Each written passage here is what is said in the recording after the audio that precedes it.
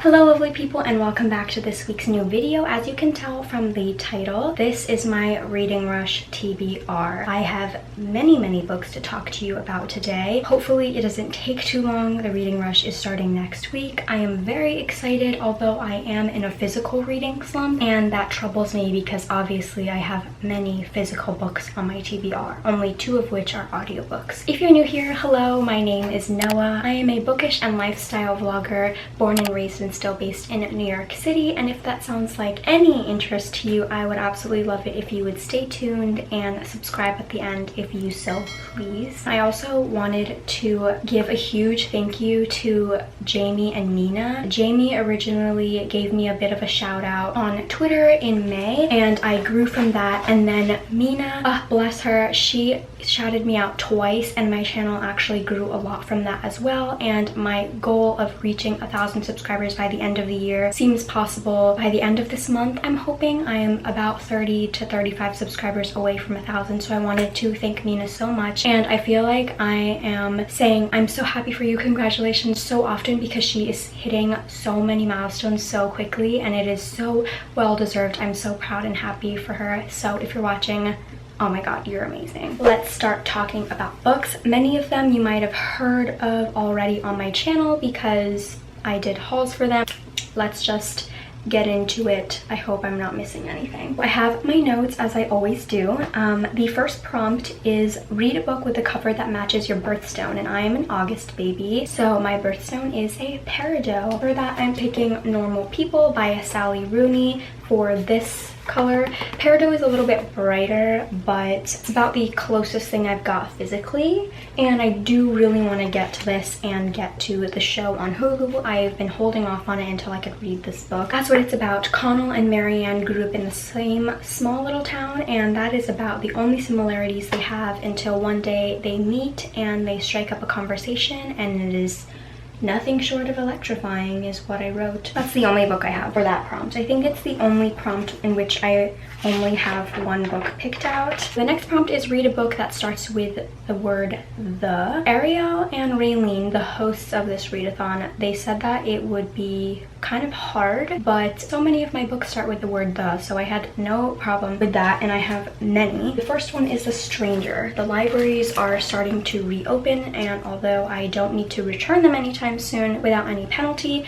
I do need to get to this. This is also a Netflix show as well that my friend watched and really liked, which is why I picked out this book. There is a stranger that approaches you and tells you a secret that you don't know who they are, you don't know how they know, but that secret will absolutely shatter your world. And Adam is approached by a stranger one day, and the stranger reveals to him a secret about his wife. He confronts his wife, and she tells him that it's true, and he just doesn't know what to believe anymore. He realizes from there that there are more secrets and more dark conspiracies going on that will destroy their world. This reminds me of The Chain by, I think, Adrian McKinty, so that book was a little bit disappointing for me, but if I do get to this, hopefully it will be good. The next one I have is The Wives, which I feel like is a little bit hysterical because everyone thinks that this book is absolutely garbage. I think I'm gonna go into it with absolutely no expectations. I also wanted to vlog my experience in case I liked it or something that would be really interesting, but I feel like the best way to describe this book is to only read the blurb, because apparently, according to some people, that's the most interesting thing about this book. There are 3 wives. This is like a polygamous relationship, but the other wives don't know each other. You thought you were fine with your arrangement, but you can't help yourself. You track her down, and under false pretenses you strike up a friendship. Then Hannah starts showing up to your coffee dates with telltale bruises, and you realize she's being abused by her husband, who of course is also your husband, but you've never known him to be violent ever. Who exactly is your husband, and how far are you willing to go to find out? And who is his mysterious third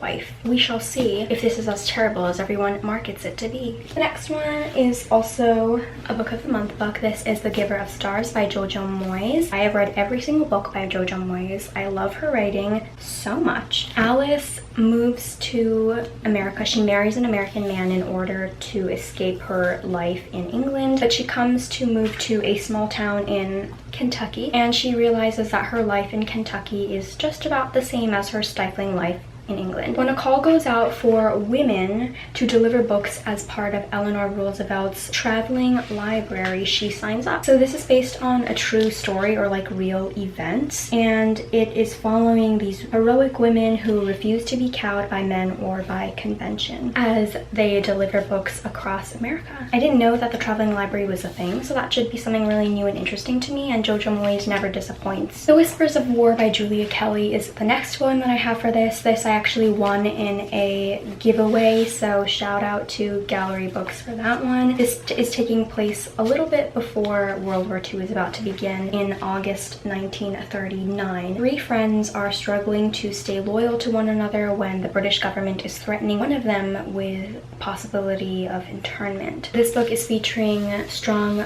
female friendship during conflict. I haven't read historical fiction in a long time, but I do really enjoy historical fiction, especially books set during World War II, so I'm sure this will be something that I enjoy. And the last book for this prompt is The Girl with the Louding Voice by Abby Daré. I got this in the mail after I filmed my mid-year book freakout tag, and I have to say this is probably the most beautiful book that I have bought / received. It is so gorgeous, and it's a hardcover that doesn't have like the flappy thing.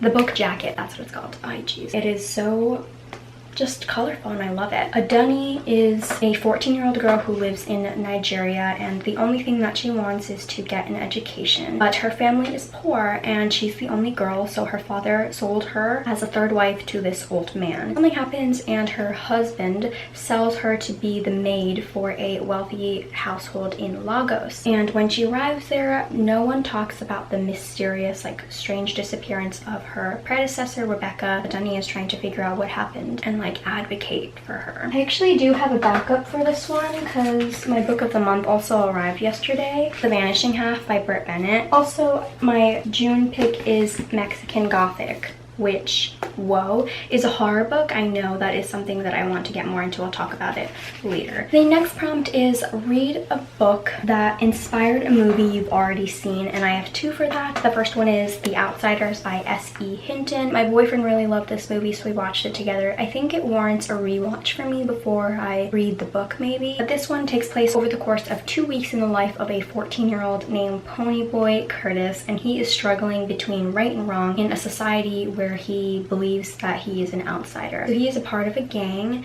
and there is a rivalry between two gangs in this town. One day his friend Johnny is actually murdered by the rival gang. The next book is The Sun is Also a Star by Nicola Yoon. I do need to watch the film before I read this book, but I wanted to have a backup just in case. I think I was mistaking the premise of this with Frankly in Love, her husband's book. I'm a little bit worried though because I did not enjoy everything. I just thought it was so corny and not well developed. Anyway, this book is about Daniel and Natasha. They meet in New York City and they fall in love in one day. With only hours left before Natasha's family is actually deported, she is trying to fight against her feelings for Daniel as much as she has fought against this deportation. The next prompt is read the first book you touch. So I have a couple. Some of them are the ones that I mentioned for other prompts because I have many of them. So I guess we'll just do that right now, right? I'll show you that I'm gonna touch it.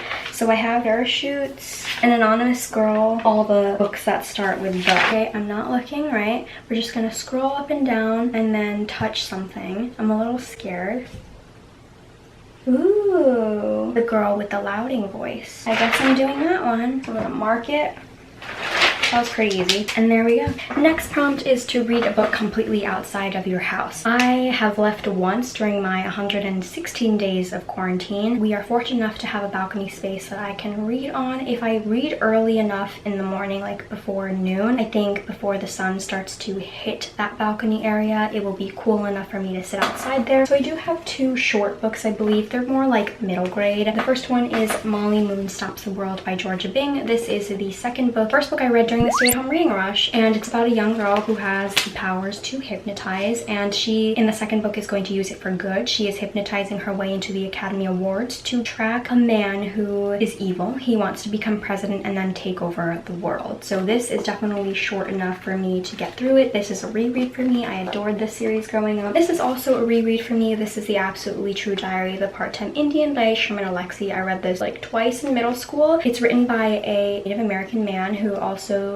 grew up in the same reservation that this main character has. So Junior is growing up on a Native American reservation in Spokane. I get confused because he's writing Indian, so that makes me want to say it because that's what I'm seeing in my head. Anyway, Junior is born with a bunch of medical problems and he gets teased a lot for that, but he also really wants to receive a good education, so he decides to attend the school in the neighboring town, which is an all-white school, and their school mascot is a Native American. It's sort of like a memoir. A little bit of it is rooted in truth, sort of like Mindy Kaling and her show Never Have I Ever. I remember really liking this. It's humorous. It's got some artwork like drawings and doodles in it.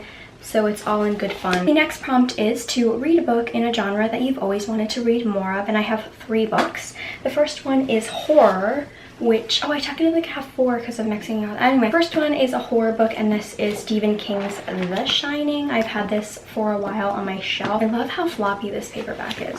I don't like horror movies, but some reason I'm okay with reading them because I think I'm more of a visual person. This book is following Jack Torrance. He has a new job. He's the off-season caretaker at the Overlook Hotel. Because he's working during the off-season, he does have a lot of spare time. He wants to use that time to spend it with his family and to work on his writing. Because it's the off season, there's not a lot of people there, and the hotel just seems more secluded and creepy, especially during the colder seasons, and it becomes more sinister. And the only one who is recognizing the strange forces gathering around the Overlook Hotel is Jack's 5-year-old son, Danny. I've never watched the film either for obvious reasons, but there's this. And if we're gonna do horror again, this is Mexican Gothic by Silvia Moreno-Garcia. The premise of this was really interesting to me. It takes place in 1950s Mexico, which is a time that I have never read about, so that was definitely really cool. Noemi is a debutante, but it says she's more suited to cocktail parties than amateur sleuthing. But she's also tough, smart, and not afraid. Not of her cousin's new English husband, a stranger who is both menacing and alluring. Mesmerized by this terrifying yet seductive world, Noemi may soon find it impossible to save her cousin or even escape this enigmatic house, which sounded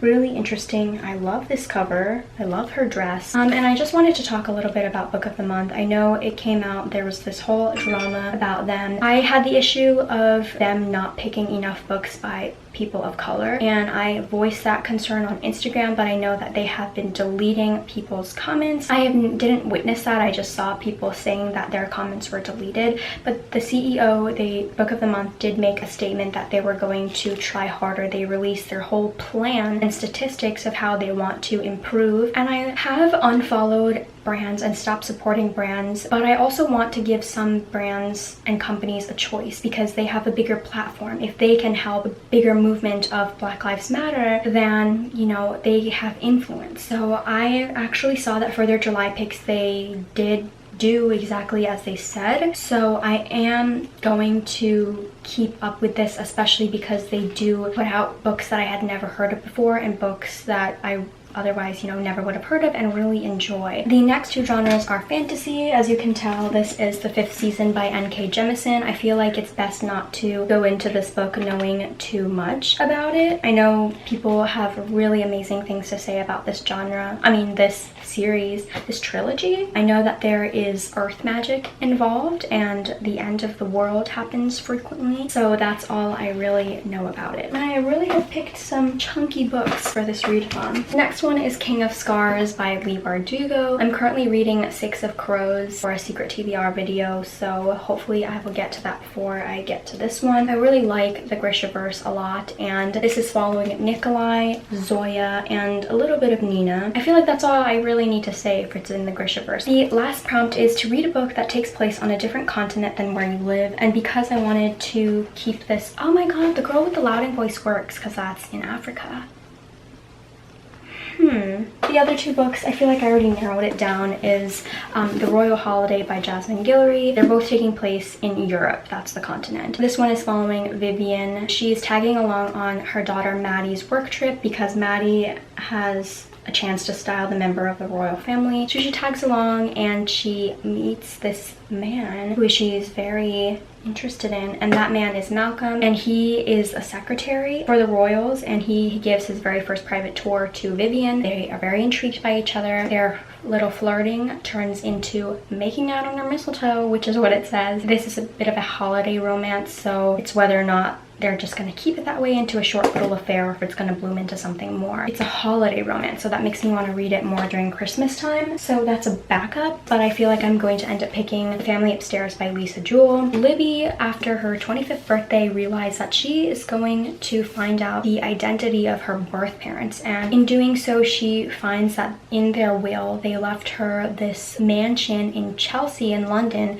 that is worth millions. And though it's a little run down, it's still worth a lot of money. But she doesn't know is that 25 years ago, police were called to this mansion because of this baby non-stop crying. Police enter the home to find this baby and 3 dead bodies all dressed in black with a note, and 4 of the other children who lived in this home are gone. That sounds really creepy. This is exactly the genre that I love. If this falls, I'm gonna be so upset. The last book is actually the book club pick. I voted for it, and it's Such a Fun Age by Kylie Reid. I'm really excited, although I don't know at what timing I should be reading it. They don't really say. If you know, please let me know. Is this the bonus book, like the 8th book? Like, I don't really know, but this book is about Amira. She is an African-American woman who is working as a nanny for a white family. One day she is at like the supermarket with Briar, the little kid. He's 2 years old, when the security guard there accuses her of kidnapping. It comes really highly recommended. Reese's Book Club, love it, and I did vote for it for this book club, so I want to get to it. I have many books to choose from. I always do this to myself. I feel like this is the most books that I've had